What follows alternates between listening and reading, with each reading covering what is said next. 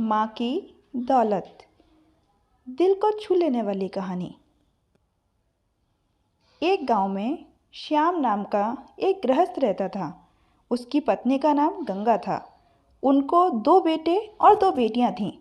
एक छोटा सुखी परिवार था। श्याम ने अपना सब पैसा उसके बेटे और बेटियां इनकी पढ़ाई, शादी और उनके लिए अच्छे घर बनाने में खर्च कर दिया। श्याम के बेटे और बहुएं स्वार्थी थे। माँ बाप ने इतना सब किया था, फिर भी श्याम को अपने बेटे बहू के रहमो करम पर जीना पड़ रहा था। उन दोनों को बेटों और बहुओं से ज़्यादा हीनता और अपमान का बर्ताव मिलता था। अचानक एक दिन श्याम की मृत्यु हो गई। इस वजह से वो बेचारा तो इस दर्द से मुक्त हो गया, पर गंगा मात्र अकेली रह गई। गंगा ऐसे ही उदास मनोस्थिति में मंदिर गई। वहाँ उसे उसकी बचपन की सहेली शांता मिली। उसे देखकर उसे अच्छा लगा। गंगा को उदास देखकर शांता ने गंगा से उसकी उदासी का कारण पूछा। गंगा ने अपने दुखी जीवन का सभी विवरण बताया और उससे कहा। वह सब सुनकर शांता ने उसे गुप्त में कुछ तो कहा। वो सभी सुनकर गंगा को थोड़ा सा आधार मिला। दूसरे दिन सुबह जिस प्रकार शांता के बताए अनुसार शांता एक बैग लेकर गंगा के पास गई और वो जैसे पहली बार ही मिल रही हो ऐसा बर्ताव किया। शांता ने गंगा को गले लगा लिया। गंगा ने शांता को पूछा, शांता तुम यहाँ हमारे गांव में कब आई और किसके घर ठहरी हो? गंगा के दोनों बहू गंगा की आवाज़ सुनकर तुरंत अंदर से बाहर आईं। उन दोनों को देखकर शांता बोली, अरे मैं दूसरे घर पर कहाँ रहूँ? हम दोनों मौसेरी बहनें हैं।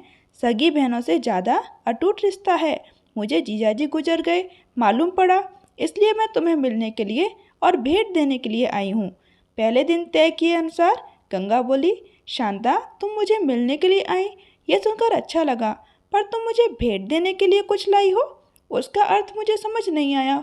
शांता जानबूझकर रोने का सुर निकालकर बोली, अरे गंगा मुझे पता है कि आप दोनों ने सारा पैसा बच्चों की पढ़ाई और घर के लिए खर्च कर डाला, अपने लिए कुछ भी नहीं रखा।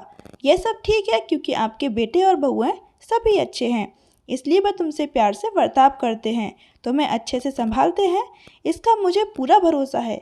लेकिन हमारे यहाँ सब उल्टा है। हमारी आर्थिक परिस्थिति अच्छी होकर भी बेटे पढ़े नहीं, इस वजह से वह कोई भी उद्योग धंधा नहीं करते। उनको सिर्फ बैठकर खाना आता है। अमीर हैं, इस वजह से उनकी शादी भी हो गई, परंतु उनकी पत्नियां हम दोनों को बार बार अपमानित करती हैं। मेरे बच्चे वह देखकर कुछ भी नहीं बोलते उन्हें। फिर शांता आंखें पोंछने का नाटक करती है और वह आगे बोली, अभी ऐसी परिस्थिति में हम दोनों को जीने की भी इच्छा नहीं होती और अब हमारी ज़िंदगी भी कितनी बची है। इसलिए मैंने तय किया कि मेरे पति का नज़दीकी कोई भी नहीं है और तुम्हारे सिवाय मेरा भी कोई नहीं, इसलिए सब पैसा बेटे को देने की बजाय आधे पैसे तुम्हें दे दूं। ऐसा विचार करके मैं अपने पति की रजामंदी से 25 तोला वजन, 10-12 सोने के गहने और 50,000 इस बैग में लाई हूँ। इस बैग में 45,000 की नोटें हैं, 1 रुपये की 5,000 नाणे हैं। अभी तुम हमारा प्यार समझकर ये बैग और चाबी रख लो, मैं सिर्फ तुम्हारे पास चाय पीकर चली जाऊंगी।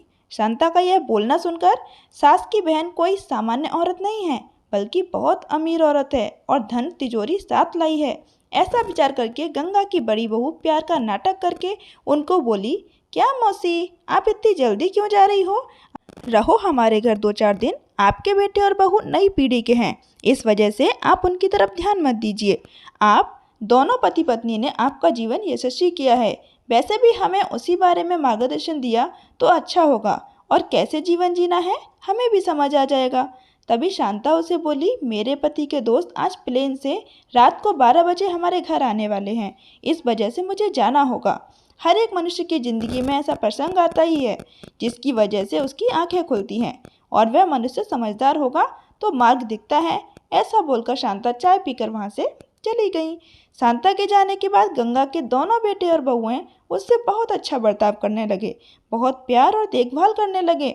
गंगा खाना खाने के बाद रात को अपने रूम में जाकर दरवाजे की कुंडी लगा लेती। शांता ने दिए हुए पैसे पत्थर पर पीट पीट कर बजाकर गिनती थी। नाड़ों की आवाज़ सुनकर रात को स्पष्ट बेटे और बहू को सुनाई देती थी और उनका गंगा पर और ज़्यादा प्यार बढ़ने लगता। ऐसा 5-6 महीने तक चलता रहा, लेकिन पैसे गिनने का काम खत्म ही नहीं हो रहा था। यह सिलसिला गंगा ने अपने मरने तक चालू रखा। गंगा के आखिरी 6 साल खुशियों से बीते, परंतु एक दिन अचानक गंगा की मृत्यु हो गई। उसके जाने के बाद रिवाज और रोक लाज के लिए उसके बहू और बेटों ने आंसू बहाए और फिर शमशान से आने के तुरंत बाद माँ के रूम में जाकर उस बैग का ताला खोला और ये क्या, उन्हें धक्का लगा क्योंकि उसमें सिर्फ पुराने समाचार पत्र, 5 वजनदार पत्थर और सिर्फ 1 रुपया था। वो भी रुपया पत्थर पर पीट पीट कर बुरी तरह से खराब हो गया था।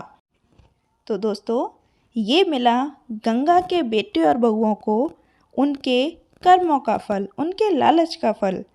कभी अपने माता पिता की इतनी बेकदरी ना करें कि आपको अपना बुढ़ापा संवारना मुश्किल हो जाए, क्योंकि बुढ़ापा आपके पास भी है। आज नहीं तो कल आपके सामने भी वही मंजर आएगा जो आप अपने माता पिता के सम्मुख ला कर रखते हैं। धन्यवाद।